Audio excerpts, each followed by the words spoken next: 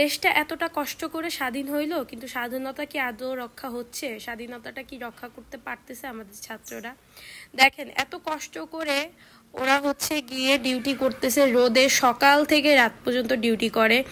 তাদের দিক দিয়ে ভুল হবে, এটাই স্বাভাবিক, কারণ তারা কিন্তু ট্রেনিং প্রাপ্ত না, কিন্তু তারা যেইভাবে মানে এতটা এফোর্টস দিতেছে আমাদের জন্য, আমাদের কিন্তু একটু হইলেও অ্যাপ্রিসিয়েট করা উচিত, তাই না? কারণ তাদের তাদের এই ব্যবস্থাটা নেওয়ার কারণে, এই উদ্যোগটা নেওয়ার কারণে কিন্তু হয়তো আমরা এতটা ভালোভাবে থাকতে পারতেছি। আজকে দেশটা স্বাধীন হয়েছে, স্বৈরাচার মুক্ত হয়েছে আজকে 15 বছর পর। তো 15 বছরের নোংরামি কি এত তাড়াতাড়ি কেটে যাবে? 15 বছরের এতটা পরিমাণ দেশের ক্ষয়ক্ষতি হয়েছে বা দেশের এত উন্নত হয়েছে, সব কিছু মিলে 15 বছরের মানুষের যেই খারাপ কাজগুলা ছিল এত তাড়াতাড়ি কি ভালো কাজে পরিণত হবে? আস্তে আস্তে সব কিছুই হবে। আমাদের উচিত ছাত্রদের অ্যাপ্রিসিয়েট করা, আস্তে আস্তে ওদের ভুলগুলা বোঝানো। আর হ্যাঁ, ছাত্রদের উদ্দেশ্যেও আমার একটা কথা আছে যে প্লিজ, যেই জায়গায় হচ্ছে একটা লিডার 5 জন মানুষ হ্যান্ডেল করো, একটা লিডার দিয়ে একটা অ্যাটলিস্ট একটা ওয়ে কন্ট্রোল করো। একটা জায়গায় 10 জন থেকে 10টা মানুষকে কনফিউজ না করে, নিজেদের উপর ব্লেমটা না নিয়ে একজন হচ্ছে গিয়ে লিডার থাকো, একজন হচ্ছে ডিরেকশন দাও, সেই অনুযায়ী যাতে সব চলে।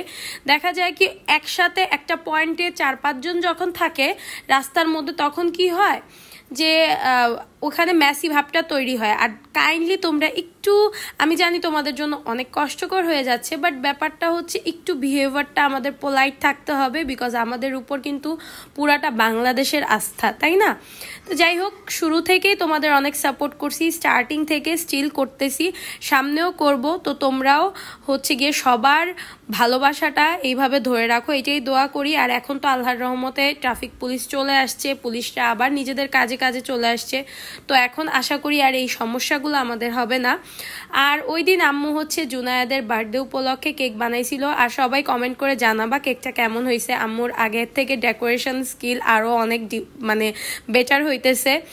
আর ছাদে উঠছিলাম, ছাদে ওই দিন আকাশটা এত সুন্দর ছিল, আর কি বলবো, অনেক ভালো লাগতেছিল। বাট এর আগের মোমেন্টটা বেশি ভালো ছিল, যেটা আমি ক্যাপচার করতে পারিনি। আর এই হচ্ছে আমার পুষি কিন্তু অসুস্থ, তো সবাই আমার পুষির জন্য দোয়া করবা, কারণ পুষি ইদানিং হচ্ছে গিয়ে খুবই ক্লান্ত, টায়ার্ড একটা লুকে থাকে, যেহেতু ও অসুস্থ। খাওয়া দাওয়াটা খুব বেশি ফোকাস করে না, বাট ও খুবই খুবই ক্লান্ত। আর এই দেখো, ওর হচ্ছে এইটা হচ্ছে ওর রেস্টিং ফেজ একটারে বলে।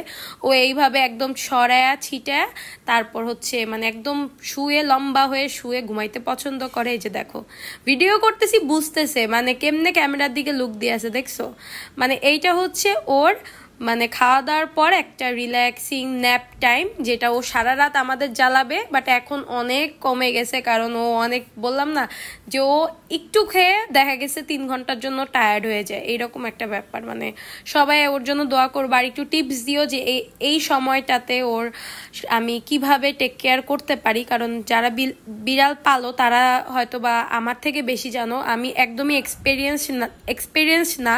সো প্লিজ আমাকে কমেন্টে জানাবা যে কিভাবে ওর টেক কেয়ার করতে পারি। আল্লাহ হাফেজ।